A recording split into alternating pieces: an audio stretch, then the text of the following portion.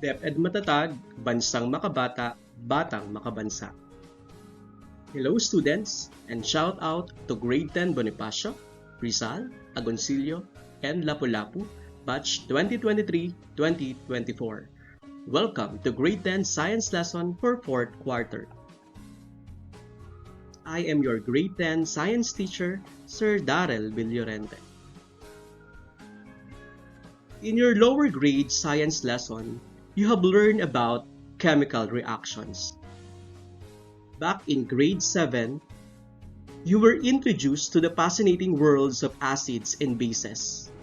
If you can still recall, you may have conducted some experiments involving the use of indicators to show the color changes that occur when these substances are tested.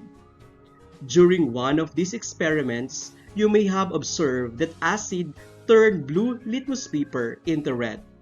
This is because acids have a low pH and can donate protons to other substances. When litmus paper is dipped in an acidic solution, the paper turns red as the result of the hydrogen ions reacting with the indicator. Similarly, you may have observed that bases turn red litmus paper to blue. This is because bases have a high pH and can accept protons from other substances. When a litmus paper is dipped in a basic solution, just like the soap, the paper turns blue as a result of the hydroxide ions reacting with the indicator.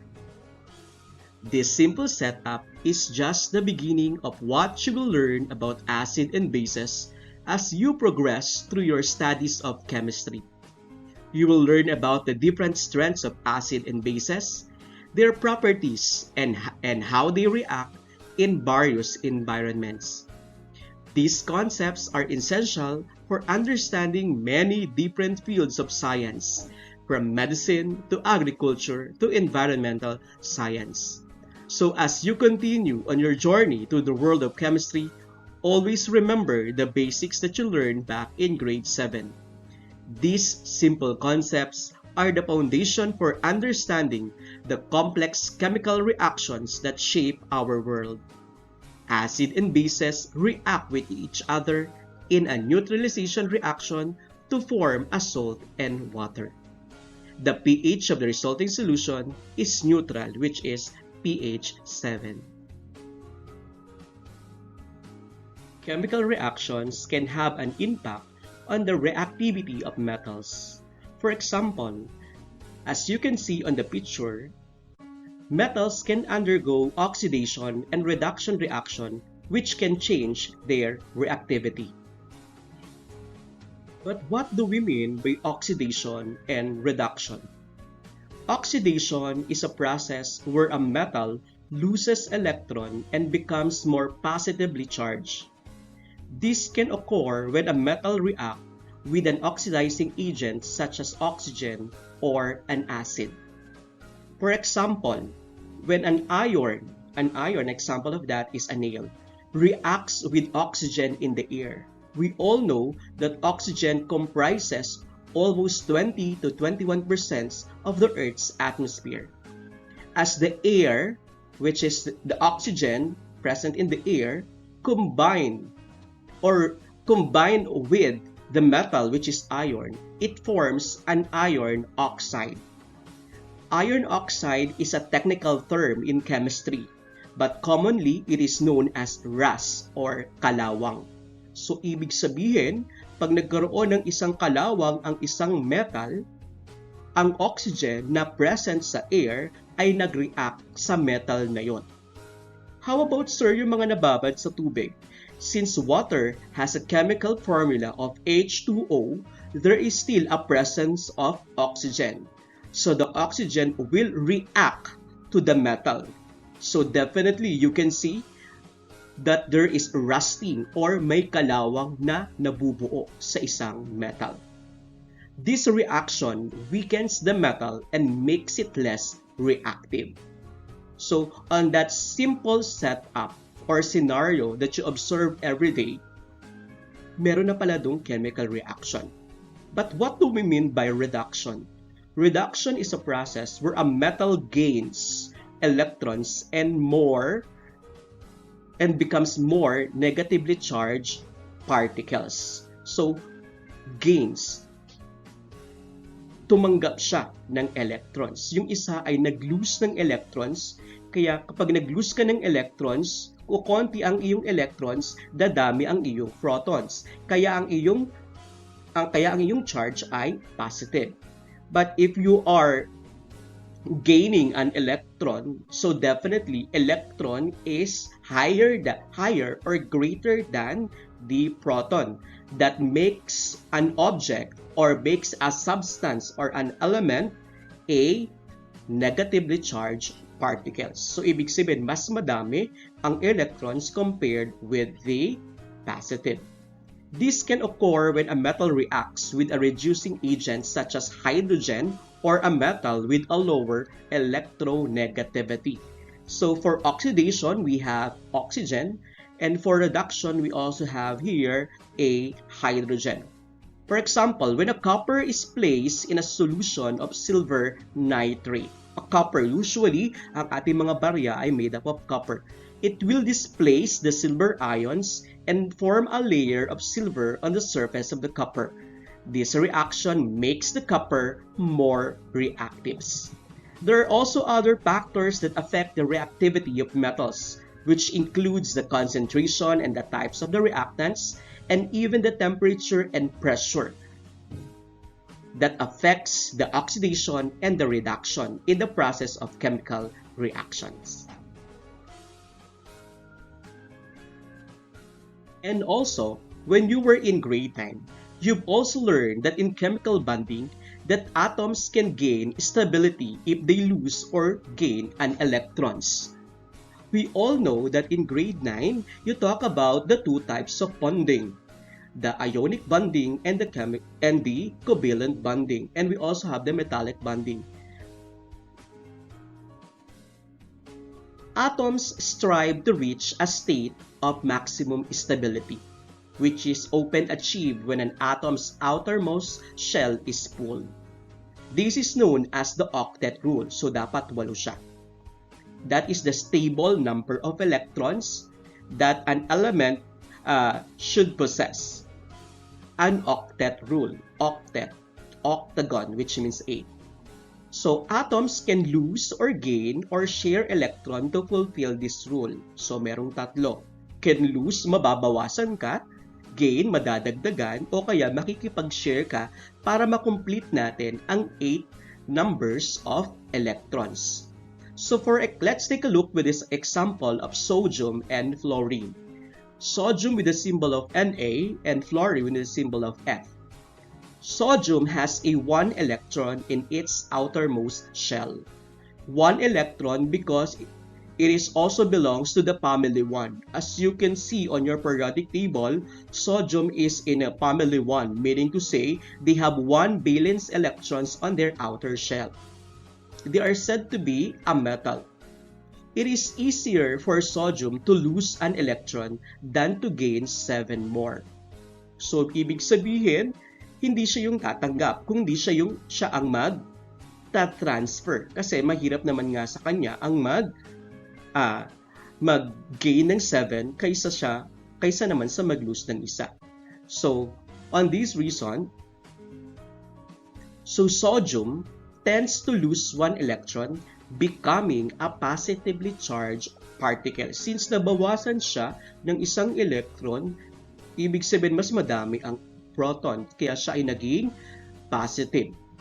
For the fluorine side, which has a 7 electrons, yan ay nasa 7 family, in its outermost shell or the second shell, it also needs an 8 electrons. Okay, kailangan niya din ng 8 electrons. Kaso siya ay meron ng 7. So anong gagawin niya? Siya ba ay maglo-lose or mag-gain? Maglo-lose ba siya ng electron o magbabawas o magdadagdag siya ng electron? So it is easier for fluorine to gain 1 electron than to lose 7 electrons. So mas maganda sa kanya na siya ay makagain o tumanggap ng isang electron kaysa naman bawasan ang kanyang 7 electron. So, since ang sodium ay may isang electron, meaning to say, yung isang electron ay kailangan ng fluorine para ma-fulfill ang octet rule. So, meaning to say, the compatibility of sodium and fluorine is said to be very perfect. Yung isa kailangan mag-lose at yung isa naman kailangan mag-gain. Para saan? Para sa tinatawag nating octet rule. When sodium loses an electron, it's taken up by fluorine. This results in both atoms achieving in a stable electron configurations. So once the electron is transferred to fluorine, which is 7 plus 1, you are now completing this what we call, or you are now obeying the octet rule. The resulting positive and negative ions attract each other, forming an ionic bond. Why it is called ionic bond? Because ionic bond means transferring of electron.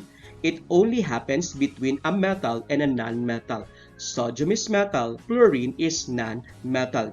Usually, in the elements of the periodic table, most of the elements on the left sides are metals. That's why we have the alkali, alkali, and we also have the transition metals at the center, and mostly the non-metals, which includes gases, are found on the right side of the periodic table. So, meaning to say, all the elements on the family 1 which has 1 electrons and all the elements which are non-metals on the 7th group, they are very compatible to each other, wherein they are losing 1 electron. The non-metals, they are gaining 1 electron from that family. This is a classic example of ionic bonding. Covalent bond is different from ionic bonding because covalent bond exists only because they are sharing and they should exist between elements that are considered non-metals. I hope I make myself clear. So these are the 3 topics that you've learned from grade 7, the acid and bases, from grade 8, the reactivity of metals, and for the grade 9, the types of bonding or chemical bonding. Now that you are in grade 10, we will dig more about the chemical reaction, wherein a chemical reaction is a part of one of the most important law in chemistry.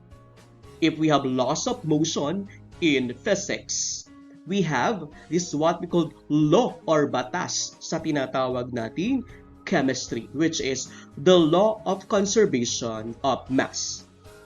Part 1. So, chemical reaction, law of conservation of mass, part 1. So, what is chemical reaction? You have learned that substances that undergo chemical bonding results in the breaking of bonds and formations of new bonds. So meaning to say, may naghihiwalay at pagkahiwalay may nabubuong panibago. So in terms of chemical reactions, there is a formations of new substances. New substances are formed.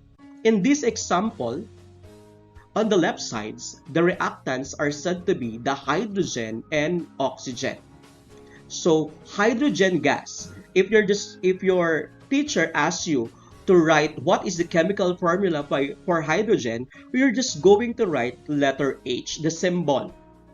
But if the teacher told you to write what is the symbol for hydrogen gas, you're going to put number 2, since it is said to be a diatomic molecules. Okay? So, for example, the reactants, which is the hydrogen gas and oxygen gas, which is O2, react with another. They react with one another. They will form a new substance. A new substance which has this what we call H2O. So, nag-combine ang hydrogen and oxygen. Okay? So, from a single element, they now form a compound. So, are they compatible? Yes, they are compatible. Are they metal or non-metal? They are non-metal because hydrogen is a gas, oxygen is a gas. Okay? So, this formation of new substance means there is a chemical reaction taken place. So, meaning to say, the appearances or the characteristic of the individual element totally disappeared because new substance is formed out of those reactants. So we do have our products. So we can easily distinguish the reactants and the products because they are separated by the arrow. So keep in mind that the chemical reactions means there is a formations of new substances. Let's have a definition for a chemical reaction. A chemical reaction is a process that involves the rearrangement of the molecular or the ionic structure of a substance. This differs from a change in physical form or a nuclear reaction. Okay, because in terms of physical change, grade 7 pa din, you are not altering the identity, the original identity of a substance, but they are said to be still intact. For example, of a physical change, we have a paper, you just tear it. The keyword is tear. You cut it. You crumpled it. So, may pagbabago, but the composition of the paper is still the same. You just change the size, you just change the shape, okay? So, but the composition of the paper is still the same. That is a physical change. But if you are altering, you are changing the whole identity of the substance, definitely it will undergo a chemical change or it undergo a chemical reaction process. It is a process wherein there are one or more substance transformed into or more different substances.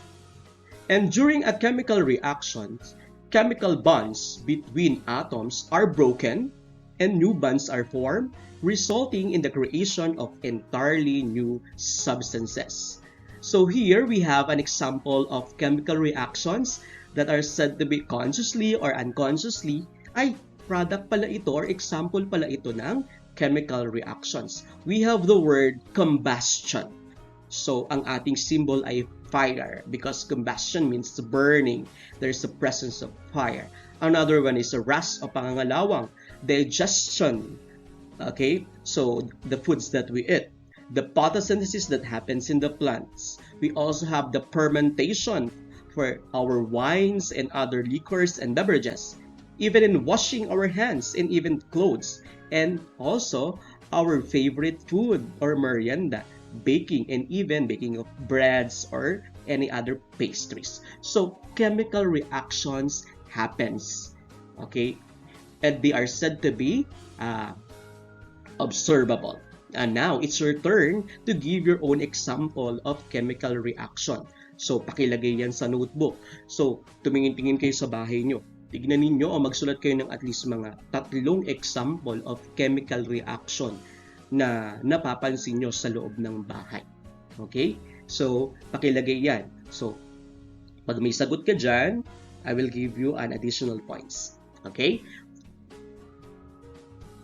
I hope I make myself clear. Now, what are the indicators or the evidences of chemical reaction? Sir, madaling sabihin na may chemical reaction, pero ang tanong, ano-ano ang mga patunay o ebidensya that chemical reactions really takes place? Let us enumerate it one by one. The first evidence that chemical reaction takes place is the production of light o may liwanag.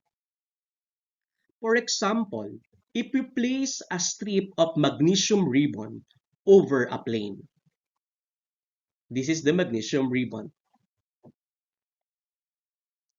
It is burns with oxygen.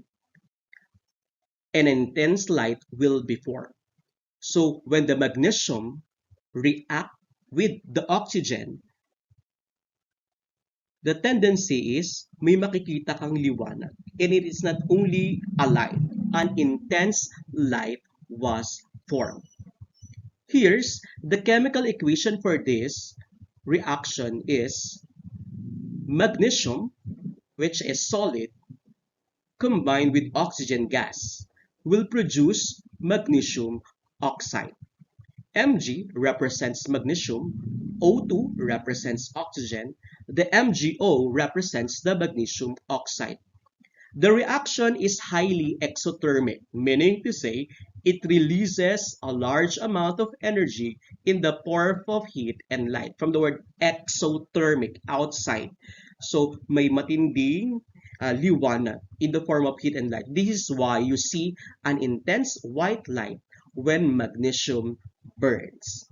This reaction is often demonstrated in chemistry classes. So as you watch different sci-fi movies and as they explore on their science laboratory, meron din tayo niyan, pero dahil nga sa pandemic, di tayo makakagawa. Okay? So, however, it is important to note that looking directly can harm your eyes because it is so bright. That's why when you are performing this kind of experiments, you should have your goggles because it can harm your eyes. Okay? It can hurt your eyes. So the presence of light or the production of light indicates that there is a chemical reaction takes place. That would be the first evidence of chemical reaction. Now, the second evidence, aside from the production of light, is there is a change in intrinsic properties. Intrinsic, in, sa loob. Okay, what are those intrinsic properties? A change in intrinsic properties, like the color or odor, is another evidence that a chemical reaction happened. So may pagbabagong naganap sa kulay at saka sa amoy niya. Okay? A change in intrinsic properties refers to a change in the inherent properties of a substance. What are those inherent? Inherent, like the density, the melting point, the boiling point, or the specific heat capacity. A change in intrinsic properties can occur due to a physical or chemical change. If you will notice from our example from magnesium and oxygen, notice that after burning the magnesium ribbon, there is a change in color or even in its texture. A change in intrinsic properties such as color or odor is another evidence that chemical reaction has occurred. When a chemical reaction takes place, the reactants are transformed into new products with different chemical and physical properties. So nababago ang kanyang itsura. Anong ebidensya? Dahil nabago ang kanyang itsura, nabago din ang kanyang kulay, okay? Nabago din ang kanyang amoy. Okay? So it can be a foul odor, but most of the time iyan ay foul odor or medyo hindi maganda sa ating pang-amoy. So another example aside from magnesium and the oxygen, when the iron is exposed to air and moisture, kaya nagkakaroon tayo ng rusting. During rusting, iron reacts with oxygen and water to form an iron oxide, a new substance with different properties. So nabago ang kulay ng metal from silver gray. Ano nangyari pag nag-react ang oxygen? Di ba ito ay nagkukulay brown? So, a change of color is an indicator that a chemical reaction takes place. So, from gray to red or brown due to the formation of iron oxide, which is a different color than the original metal. Okay, ibang-iba. So, ano ang kulay nung una siya? So, another example is a change in odor can also indicate that a chemical reaction has taken place. For example, when the food spoils, nababago ang amoy ng isang pagkain na napanis. So, bakit nababago ang amoy ng isang pagkain na panis? What causes? So, alam nyo ba kung anong cause nun? Okay. So, the cause of the spoilage because there is a presence of bacteria. The bacteria that cause the spoilage break down the organic compounds in the food, producing new compounds with different odors than the original foods. There is also magkakaroon din yun ng amag. So, aside from bacteria, magkakaroon din siya ng presence ng fungi. Overall, a change in intrinsic properties such as color or odor can be a strong indicator that a chemical reaction has occurred. Okay, so nakakadalawa na tayo. May light sa intrinsic properties, particularly the color, the odor, and even the texture. Now, let's proceed with the third evidence. Another evidence is the evolution of gas. So, may gas na ma-observe. The evolution of gas is one of the evidence that a chemical reaction has occurred. When a chemical reaction takes place, new substances are formed, which is totally different from the physical and the chemical properties than the original substance. In some cases, this new substance, itong bagong substance na ito, ay nagre-release ng gas. So, hindi lang pala liwanag, hindi lang pala nabago ang kulay at iba ang pang-amoy. May makikita ka ding gas, which is also a byproduct of a chemical reaction na nangyari sa substance na yon. One of the example of evolution of gas is this, the vinegar and the baking soda, which is common na meron tayo sa bahay. So, for example, when you mix together the baking soda and a vinegar in a container, a chemical reaction happens. So, magkakaroon ng reaction yan. Sir, safe po ba? Yes, safe naman siya. Safe, but you should have a precautionary measures or seek the guidance of your parents bago kayo mag-experiment. Okay? An indicator that chemical reaction takes place is the presence of bubbles o may mga bula siya. Okay? So pag pinagsama mo ang baking soda at vinegar, magkakaroon ng gas formation. Anong katunayan na may gas formation? Kasi may bula. Okay? May bubbles. Ano tong gas na yon? The evolved gas is carbon dioxide, which is a colorless and a heavy form of gas. To test the formation o para malaman natin na ito ay carbon dioxide, to test the formation of carbon dioxide, it can be used to extinguish a lighted candle. Ayan. So the carbon dioxide displaces the oxygen which is needed to make the fire. Okay, so another evidence is the evolution of gas. The fourth evidence, which is a change in temperature. So a change in temperature means a chemical reaction happens. So temperature, dalawa lang naman yan. High temperature and low temperature. Okay? So, going back to our example kanina sa ating baking soda and vinegar. When vinegar and baking soda were mixed, carbon dioxide evolved. An increase in temperature also happened during that reaction. So, as you can see, in our illustration, the temperature of the substance that are mixed ay tumaas siya.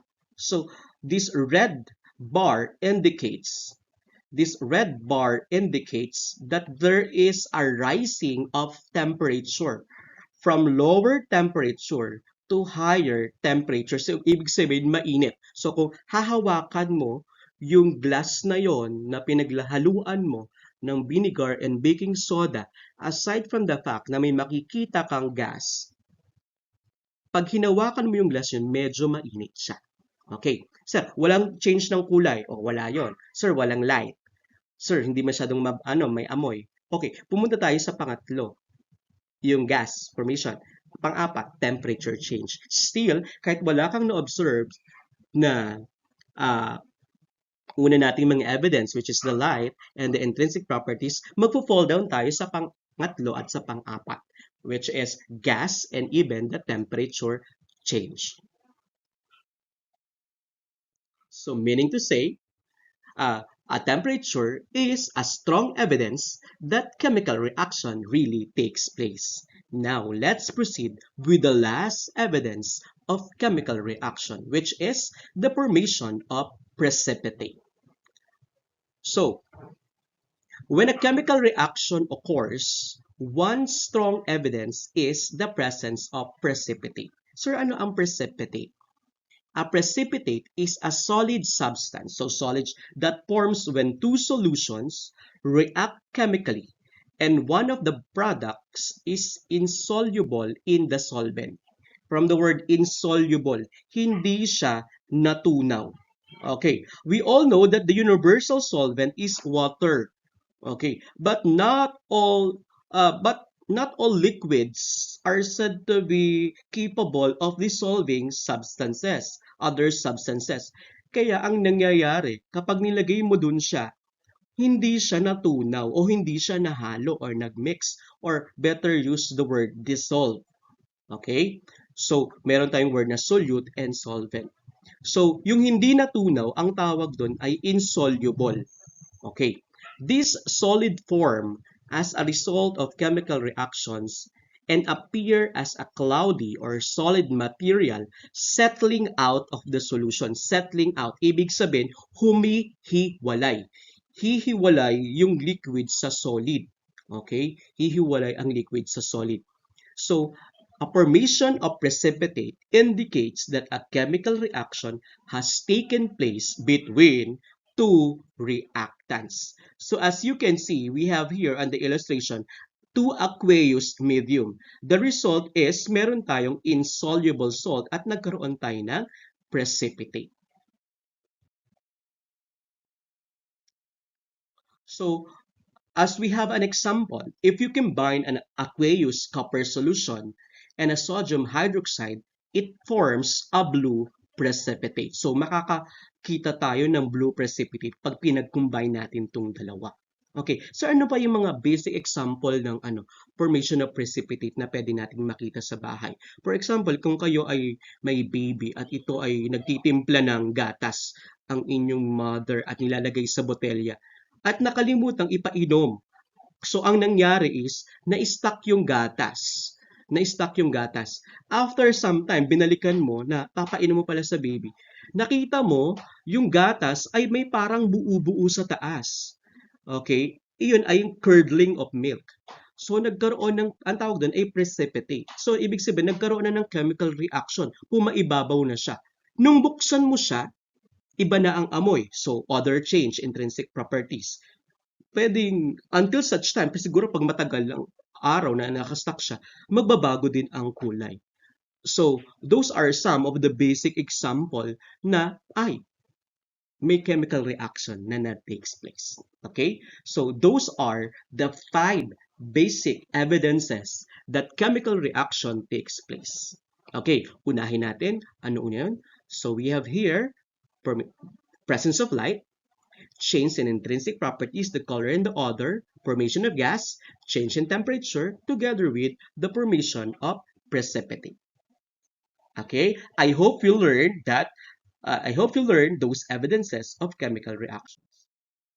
Now, in terms of chemical reactions, we have two important terms that we need to remember, gaya ng sinasabi ko kanina pa, yung word na reactants at yung word na products. Okay, so let's expound more what is the difference between reactants and products. So keep in mind that chemical reactions occur when chemical bonds between atoms are formed or broken. Okay, so sa chemical reaction may sinasabi ko kanina pa, pwedeng paghiwalayin, pwedeng pag-combine. Okay?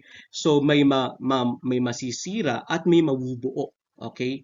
So in terms of the bonding of the substances.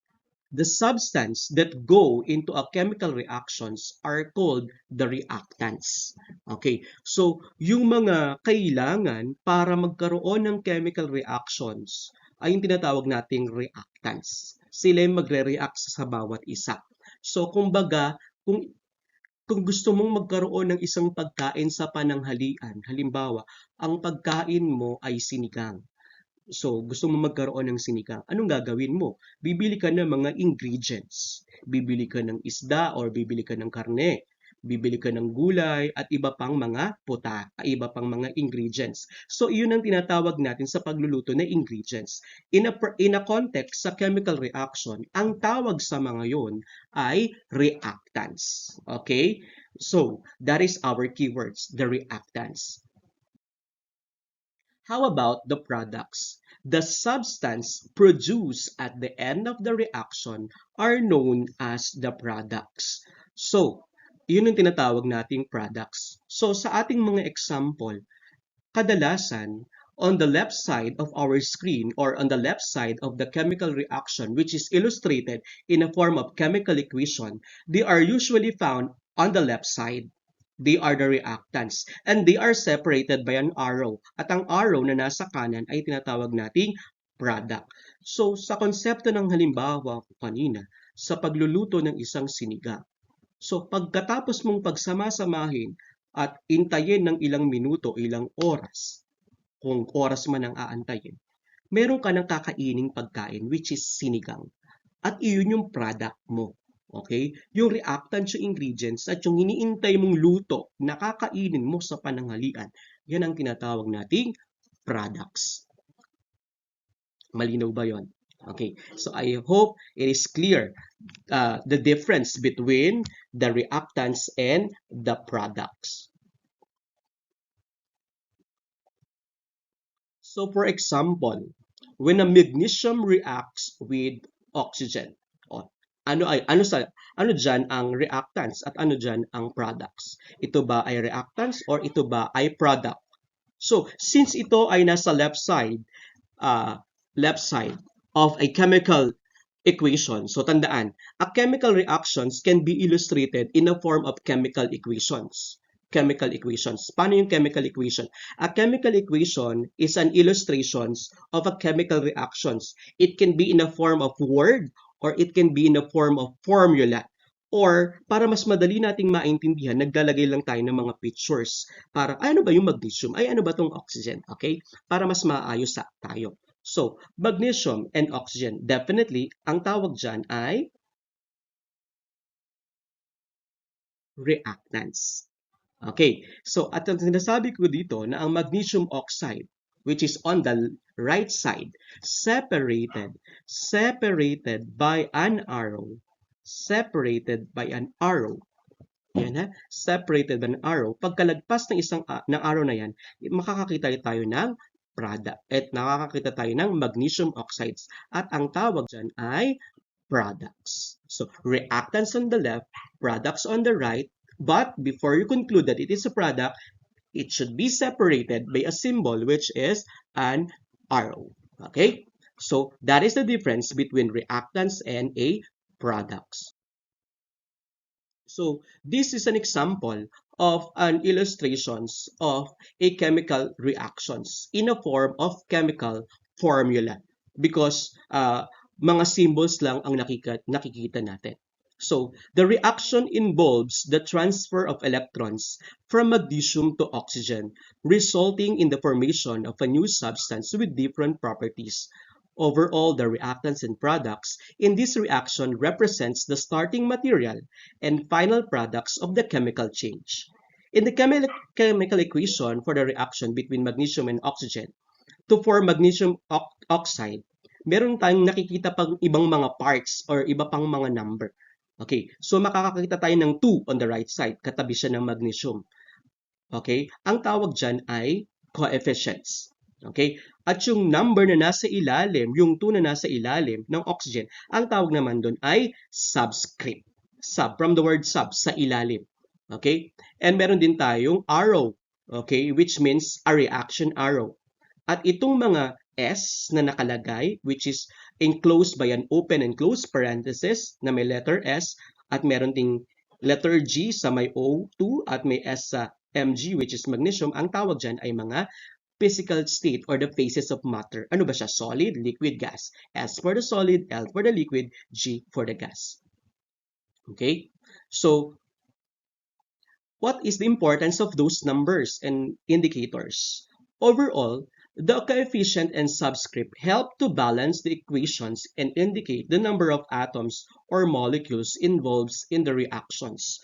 So, while the reactions arrow in physical states indicate the direction of the reactions in the physical states of the reactants and the products. Okay, so those numbers still obey this what we called the law of conservation of mass. Okay, wherein the number of atoms that is present in the reactants should be equal to the number of atoms right after the chemical reactions.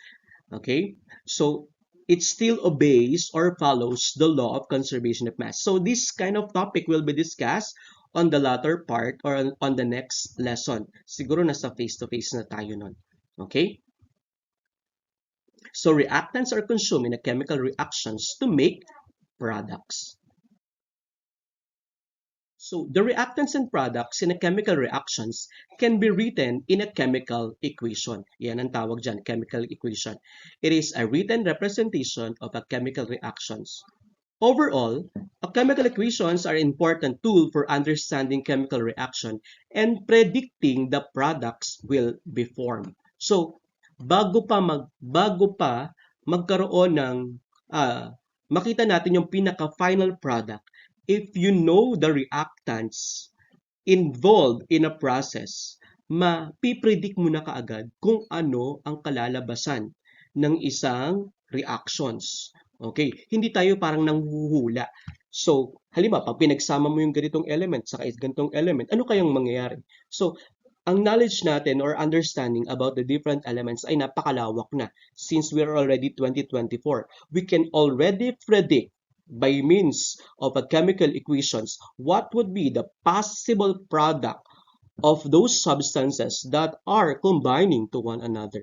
So, these allow the chemist to communicate the details of reactions in a concise and standardized format. Now, in every chemical equations, we have different symbols used. So, before pa lang na karoon na tayo ng forehand knowledge, what are those symbols? Now, let's start with the plus sign. The plus sign, which shows the combinations of reactants or products. Okay, so it separates the substances involved in the reactions. So, for example, O plus H or H plus O. So, sineseparate niya ang isang element or sineseparate niya ang isang compound to another combine na kailangan sa chemical reactions. What does it do? It helps to indicate that the substance involved in reactions and how they are combined or separated. Now let's proceed with another symbol, which is an arrow. An arrow means to produce, to form, or to yield. Overall, the arrow is an important symbol in chemical equations that helps to indicate the direction of the reaction and the substances that are being transformed. The interpretation of the arrow as meaning to produce, to form, or to yield emphasizes the transformative nature of the chemical reactions. And this arrow separates the reactants from the products. The third symbol is the two arrows in opposite direction. What does it mean? Meaning, it is a reversible reaction. Reversible. Pwede siyang baliktarin. Overall, the reversible reaction is an important concept in chemistry, as many chemical reactions can proceed in either direction depending on the condition of the reactions. The use of the two arrows in opposite directions helps to indicate that the reaction is reversible and can proceed in either direction. So, pwede mo siyang baliktarin kapag may nakita ka na pag yung elements ay pwede siyang ibalik into its original states. Okay? So, halimbawa, yung salt, minix mo si water, pwede bang maibalik ulit yun? Makuha ulit yung salt? Pwede siya. Okay? So, reversible reactions. Now, how about an arrow with a triangle at the top? So, that triangle means delta symbol. It is a delta symbol which is placed above an arrow. Sir, pwede po ba sa baba? No. Taas nga eh. It indicates that the heat is applied to the reaction. May heat na in-apply. Okay. So, nangangailangan ng init. But because not all substances requires heat. Kaya minsan sa ating reaction walang delta symbol.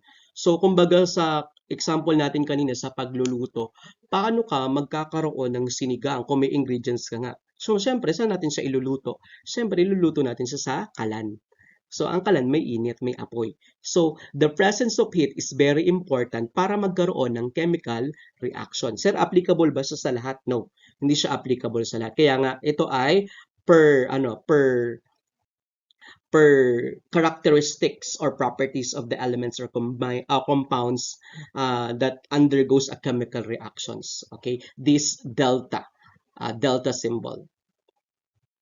Okay, so these kind of reactions is said to be exothermic, which releases heat. Okay, so exothermic means releasing of heat, or endothermic, which absorbs the heat. So ang keyword natin pag sinabing exothermic, exo labas, thermic heat. So release of heat, endothermic. Okay, endo means inside, absorbs heat. So ibig sabihin papasok ang init. So overall, the addition of the delta symbol above an arrow in a chemical equation is an important way to indicate the role of heat in a chemical reaction and can help predict the behavior of the reaction under different conditions. If a formula is written above or below the yield sign, it means a catalyst or solvent was used in the reaction. Okay, kanina, heat is needed. Dito naman, maglalagay ka ng catalyst. So, what do we mean by a catalyst? Okay, a catalyst is any substance that is added to the reactants to speed up or slow down the process of chemical reaction. So, the keyword is it speeds up, pinabibilis or pinababagal ang proseso ng chemical reaction. So, and usually they are written above or below the yield sign or the arrow sign. It indicates that the catalyst or solvent was used in the reactions. So the solvent in which a solute dissolves to form a solutions. These components are often written above without being consumed or altered in the process. So, ano yung mga catalyst na yan? Sa halimbawa, kung ikaw isang magsasaka at gusto mo kaagad ibenta ang iyong product, halimbawa ito ay mangga. Dahil matagal mahinog ang isang mangga, usually hina-harvest sila. Ito ay binabalutan ng papel o dyaryo.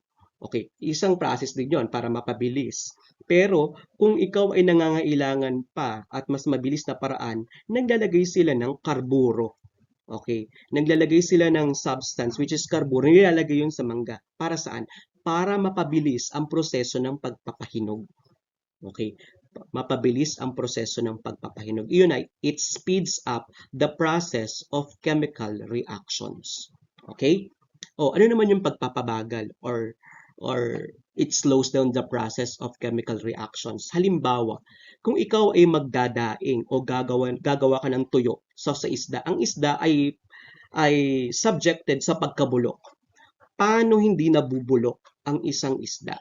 o isang isda na gagawing tuyo. Ito ay pinapaarawan. So sa pamagitan ng pagpapaaraw, pwedeng maging dahilan ito para mapapagal ang proseso ng pagkabulok o chemical reactions. Ano pa? Kung ito ay lalagyan mo ng asin, so sodium chloride.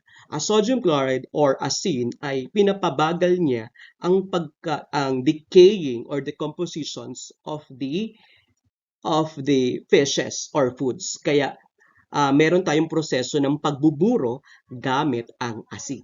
Okay? So, it slows down the process of chemical reactions. Ganun siya. Okay?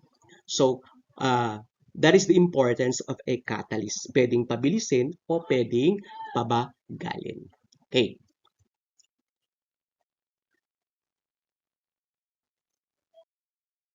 And the last would be the different symbols, just like what I've told you before. Symbols written beside the reactants and products as means solid, letter S. Make sure na ito ay nakalagay or ito ay with enclosed with open and closed parenthesis. Bakit? Kasi ito ay may letter. Ang element symbol ay letter din. And usually, these phases or states of matter are written in a small letter. Unlike with the symbol na malaking letter and then small letter, ito ay sinusulat sa maliliit na letter para hindi siya confusing. Okay? O magkaroon ng pagkalito pag ito ay nakalagay sa chemical equations. Okay? S for the solid, L for the liquid, G for a gas, and AQ means aqueous. So, aqueous meaning the substance is dissolved in water. Okay? Ito ay tinunaw sa tubig. I do hope na you learn about the different symbols used in a process of chemical reactions. So, kung di man natatandaan, kindly return or have it on your notes na ibigay ko na yan sa inyo to review the different symbols that is present in a chemical equations represented by word equation or chemical formula equations. Okay, so as we continue, let's have an activity. Okay, ano kaya yung activity na yan? So let us perform an activity. Get a piece of paper and a pen. So yung paper ay sa notebook na lang. Okay? Have it on your notebook. Meron na ba? So what are we going to do? You're going to identify the reactants and products in the following chemical reactions. Ako, napakadali. So i-identify nyo lang kung ano doon ang reactants at ano doon ang products. Are you ready? Okay, let us start. So, syempre, proceed muna tayo sa ating direction. First, you're going to copy the following table on your paper. Complete it by writing the reactants and products from the given chemical reactions. So we have 5 examples. We have column for reactions, column for reactants, and column for the products. So, our direction is identify the reactants and products from the chemical reactions below. Below each reaction, write the symbol or formula of the reactants and products. Okay, so ang gagawin, i-identify mo yung reactants at yung product. Ang una mo nang gagawin ay isulat yung word equation, then followed by formula equations. Okay, so nasa ibabaw yung word at nasa ilalim naman niya ang formula. Okay, so para hindi nakakalito, okay, mag-adjust na tayo. Let's have an example. Example na natin yung number 1. So, liquid hydrogen peroxide. Yan yung word. How about the symbol or the formula? H2O2. Hydrogen peroxide. In the presence of the catalyst manganese dioxide, produces water and oxygen gas. That is number 1. Number 2. Iron nails reacts with aqueous copper sulfate and form iron 2 sulfate and copper. Okay, before may nagtanong sa aking student dyan, Rafael, hello, bakit siya naging iron 2? Ang iron 2 ay may oxidation states na 2 and 3. Sir, may 1. Kapag 1, hindi na isinusulat. Ang iron ay nasa transition metals. Usually, ang mga elements na nasa transition metals ay may mga Roman numeral, pero hindi lahat. So, pag may time pa, I will teach you about naming compounds. Okay? So, especially yung mga may Roman numerals at itong mga peroxide, blah, blah, blah, para meron na tayong forehand knowledge sa senior high. Okay, sana may time pa at mag face-to-face na. Or else, alam nyo na. Okay, so let's have third, acetic acid or vinegar and sodium bicarbonate or baking soda produce sodium acetate with a release of carbon dioxide gas and water, which is H2O. So, andyan siya, ha? Let's have number 4. The fourth is a strip of magnesium ribbon combines with oxygen gas in the presence of heat to produce powdered magnesium. Magnesium is Mg, oxygen gas is O2, magnesium oxide is MgO. Yan, madali na, may clue na yan sa reactants and products. Next, number 5. Lastly, in this activity, aqueous copper sulfate reacts with aqueous sodium hydroxide, NaOH, to produce insoluble copper 2 hydroxide, copper OH2, open and close parenthesis 2, and a sodium sulfate, Na2SO4 solution. Okay, that would be the problem 1 to number 5. Now, let's get ready. Let's check your answer. Okay? So, kung nalilito pa kayo, pwedeng balikan yung video. Okay? Pause and then copy. And then, pagka-copy nyo ng tanong, syempre, isusulat nyo yan. Hindi yan answer only. Copy and answer. Okay? So, let's check your answer. So, for the first chemical reaction, so ibibigay na natin yung sagot. So, sa una, liquid hydrogen peroxide, H2O2. So, ang unang ilalagay ay yung pangalan, yung word, equation. Hydrogen peroxide or peroxide. Ang kanyang formula is H2O2. In the presence of the catalyst manganese dioxide, which is MnO2. Okay, ang tanong, ilalagay ba to? Porket may nakita kang symbol na MnO2 na compound, ang tinutukoy natin ay reactants at products. May catalyst ba? O wala. So, hindi natin papakailaman yan kahit may symbol pa yan. Okay? So, kasi ang hinahanap lang natin ay reactants at saka products. Okay. So, ang reactants natin ay hydrogen peroxide and this what we call product. Ano kaya ang product?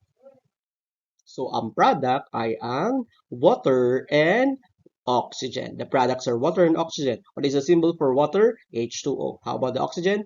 O2. Okay. So, yon ang reactants at ito naman ang products. So given ko na ang number 1. So, mas madali na para sa inyo ang number 2, 3, 4, and 5. Okay.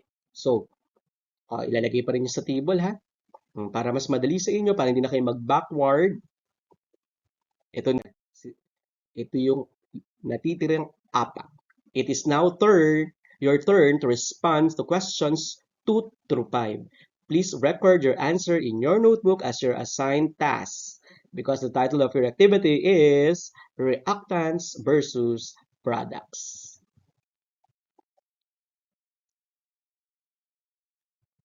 In chemical reactions, it can be written in chemical equations, just like what I told you before.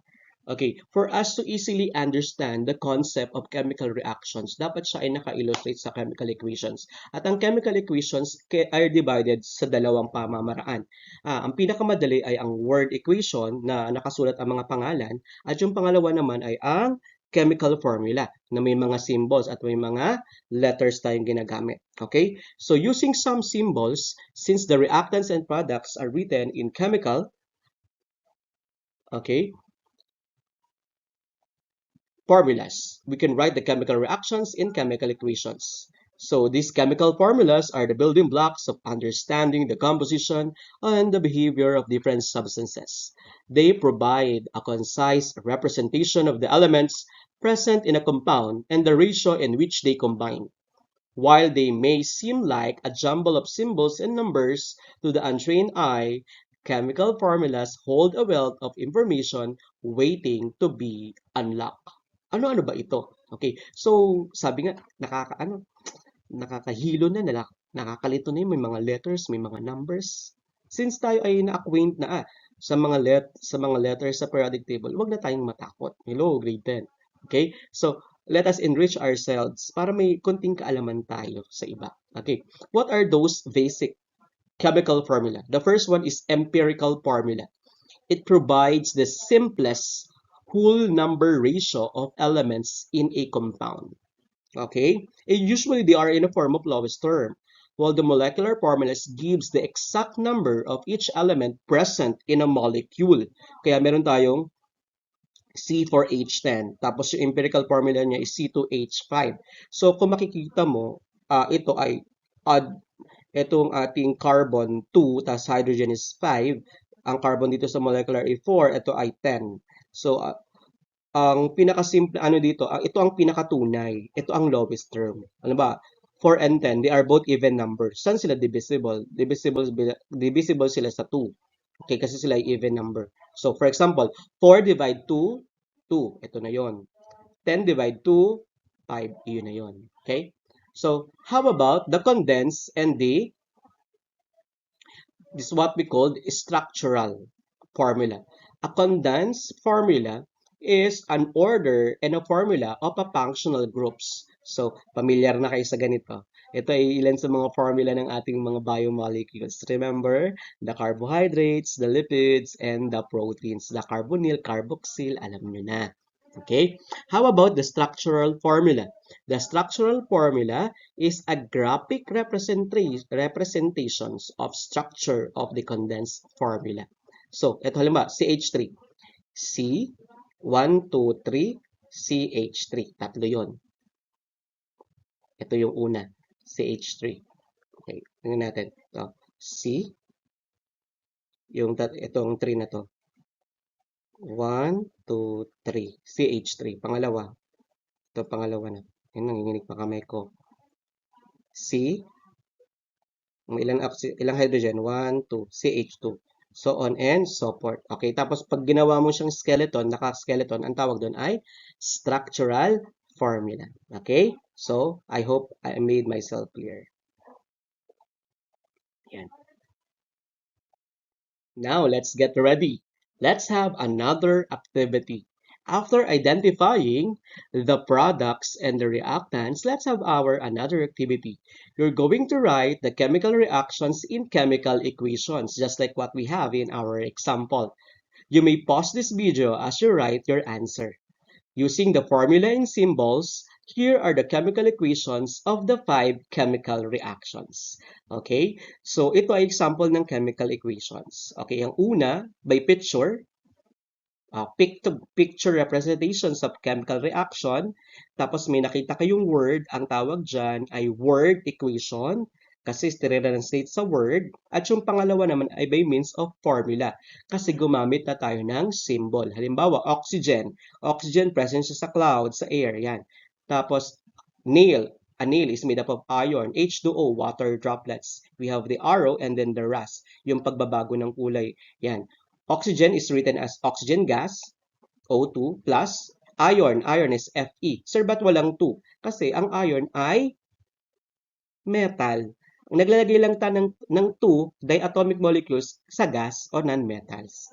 Okay? Sana malinaw yon. Ang mga metal, hindi nilalagyan ng 2 sa ilalim. Okay?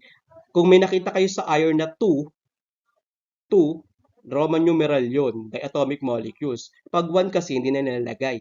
Pag dalawa, ibig sabihin, nilagay tayo Roman numerals. Okay?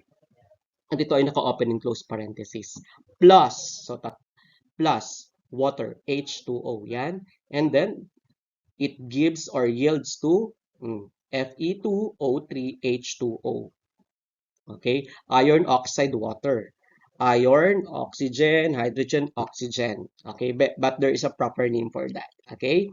So, that would be, syempre, ang pinaka-equation yan, ito yung tawag dyan ay rustane o kalawang. Okay. So, ano-ano na? Sana yung mga problem, sir? Sana yung problem, sir?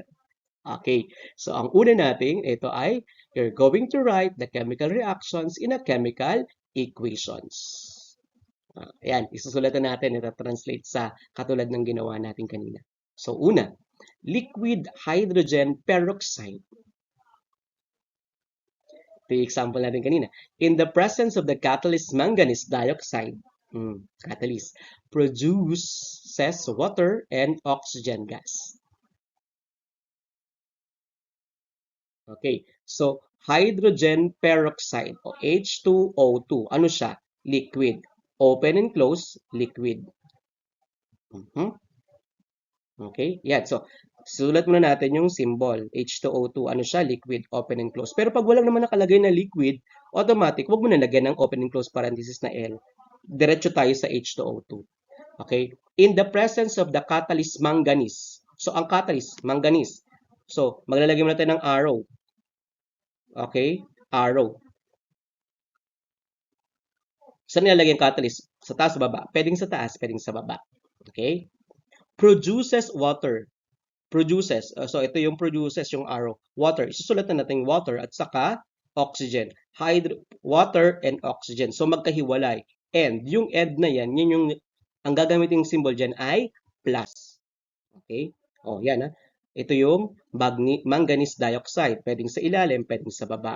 So, ibig sabihin yan ay catalyst. So, hydrogen oxide, dihydrogen oxide, or tinatawag nating water. Dihydrogen kasi dalawa, oxide isa. Hydrogen, water, liquid yon.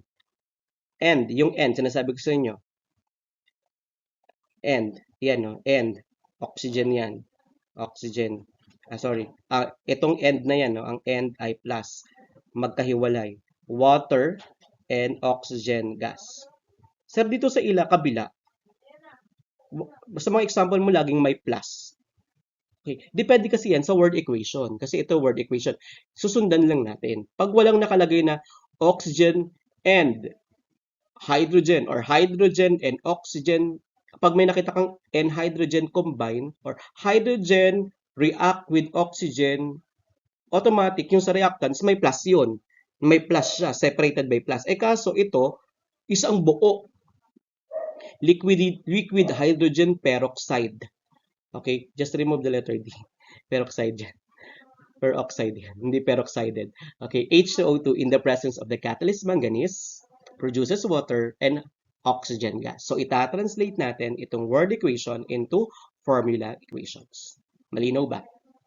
Ilalapat lang natin. Okay? So, be careful kung anong symbol, especially kung anong state of matter, at ano yung catalyst, ano yung mga present sa reactants, at ano ang present sa products. Okay? I hope I make myself clear. Malinaw ba yun? Nakakasunod ba? Okay? Yan. So, another one is iron nails reacts with aqueous copper sulfate, CuSO4, okay, copper, hindi yan CO, forms iron 2, iron, ito yon. Ano ang iron? Solid. Reacts, yung reacts means plus. With aqueous copper sulfate, copper, kopyahin na itong symbol na yan. Ito yun, copper sulfate. Ano daw ang copper sulfate? Aqueous, so maglagay tayo ng AQ. Okay? And forms iron 2. Iron 2. Ano yung iron 2? So, Fe2. Forms iron 2. So, nag-forms iron 2. Ibig sabihin, pa-product na yon. Forms iron 2 sulfate. Okay. Iron 2 sulfate. FeSO4. Sir, nasaan yung 2? Iron 2. Okay. Ang hirap kasi dito mag-example. Sa iron 2 na yan, kung titignan mo kasi, pag isosolve mo yan,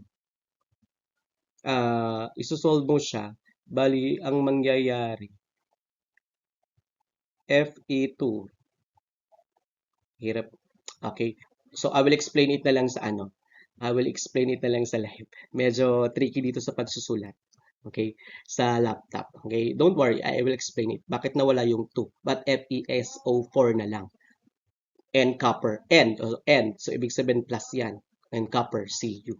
Okay, so malalaman natin bakit nawala yung 2 na yan. Okay, don't worry, I will explain it. That is number 2. Let's have number 3. Acetic acid, copy the symbol. Okay, liquid siya. And sodium bicarbonate, solid siya, baking soda. Produce sodium acetate, so produce RO. Okay, okay, with the release of carbon dioxide, copy the sodium acetate, and then the release of carbon dioxide gas and water, liquid. Okay, so yan lang, ganyan lang siya gagawin. Next, number 4, magnesium combines with oxygen gas, O2, with the presence of heat. So may delta symbol, with the presence of heat, to produce powdered magnesium oxide. So ang powdered ay liquid. Sorry, gas. Solid. Ano ba yan? Sorry. Solid. Okay, stand corrected. And the last, aqueous copper sulfate reacts with aqueous sodium hydroxide to produce insoluble copper 2 hydroxide, COUOH2, and copper sulfate solution. Okay, copper sulfate solution.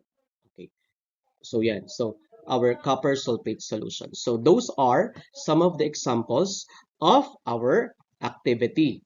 Sample lang yon para di kayo malito. Okay? So ngayon naman, let's have our another activity. Okay, write the chemical reactions in chemical equations. You may pause this video as you write your answer.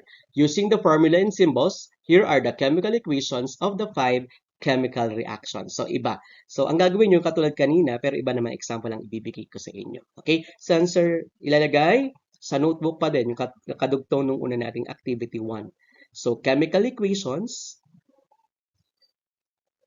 in the form of chemical formula. Okay. So, these are the following. Converting word equations to chemical formula. Ang una natin example ay combustion of methane. Write the chemical formula for combustion of methane in oxygen to produce carbon dioxide and water. Okay? Photosynthesis. Express the photosynthesis where carbon dioxide and water form glucose and oxygen in the presence of sunlight as a chemical formula. Okay? Acid-base reaction, hydrochloric acid reacts with sodium hydroxide to produce sodium chloride and water. Represent this reaction with chemical formula. Next is the precipitation reaction. Okay, and the synthesis of water. Okay, so you're just going to read it and have it on a formula. And the other problems, ibibigay ko na lang sa inyo sa live. Okay, 5 na lang. Baka kasi, napakadami na. Okay? So, 5 lang para mas madali nating masagutan. Okay? Yan. Do you have any questions? Violent reactions. Okay, now, let's end our discussion. Okay? After knowing the chemical reactions as part of the law of conservation of mass, we also determine the evidences of chemical reactions, how to represent chemical reaction in forms of chemical equations into a word equations and even in a chemical formula equations. And we also identify the different symbols used in a chemical reactions, and even we identify the reactants and the products. Medyo yung the other topics, mas gusto ko siyang i-discuss sa live kasi medyo tricky at medyo ang daming kinaka-copy. Medyo matatas sa pagsusulat. Hindi ako magaling sa niya na yan. Dito sa pagsusulat. Okay, dyan sa screen. Okay, that's why sana pag nag face to face. Okay. So, let's end this discussion with a simple quote coming from one of my favorite anime, which is Tokyo Ghoul. It says that human relationships are chemical reactions. If you have reaction, then you can never return back to your previous state of beings. Remember, this quote means that human relationships are like chemical reactions, in that once they happen, they can have a permanent effect on us. Just like how chemical reaction can change the properties of the substance, says, relationship with others can change who we are as people. Siyempre, kapag nakakasalamuha tayo ng ibang tao, nababago din tayo. Totally different kapag ikaw ay mag-isa at totally different kapag ikaw ay may kasama.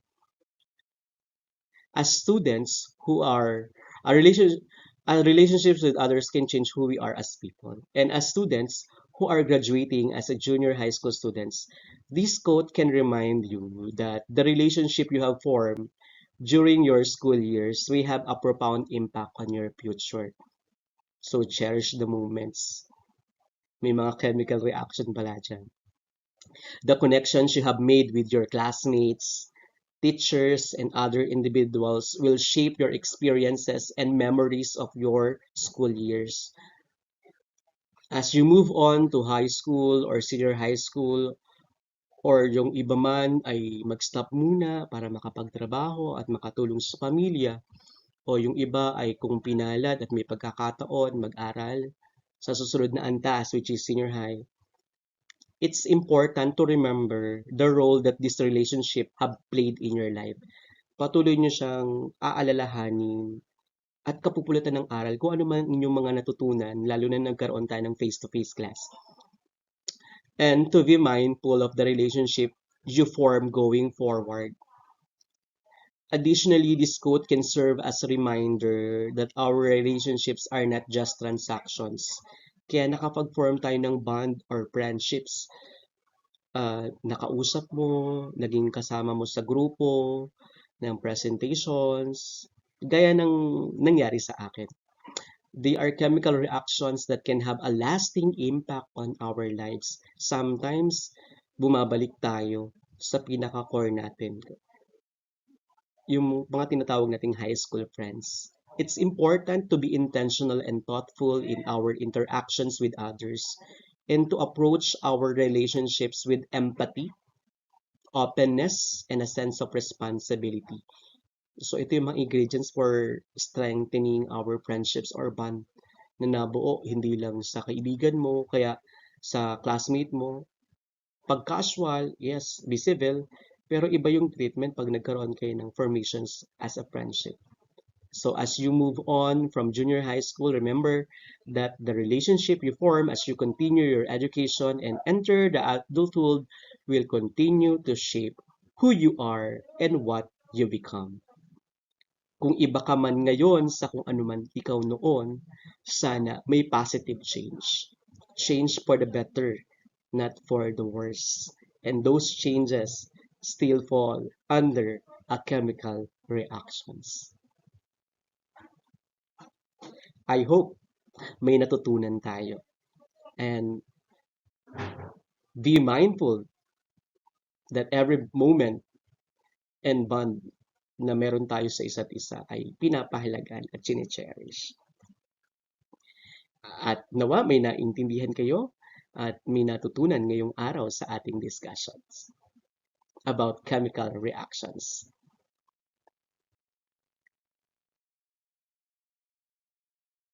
I hope you learned and enjoyed our lesson. This is your Sir Daryl Villorente. See you in the next lesson. Sana face-to-face na dahil medyo mahirap talaga gumawa. As we come to the end of this instructional video for grade 10 learners, I trust that you have gained knowledge and found pleasure in learning about chemical reactions, recognizing their indications, distinguishing the products and reactants, and transforming word equations into chemical formula equations, and how chemical reactions also happens to us in real life. And I anticipate your attendance in the upcoming lesson. I am your Sir Daryl Villorente. signing off for today. Happy learning! Thank you very much.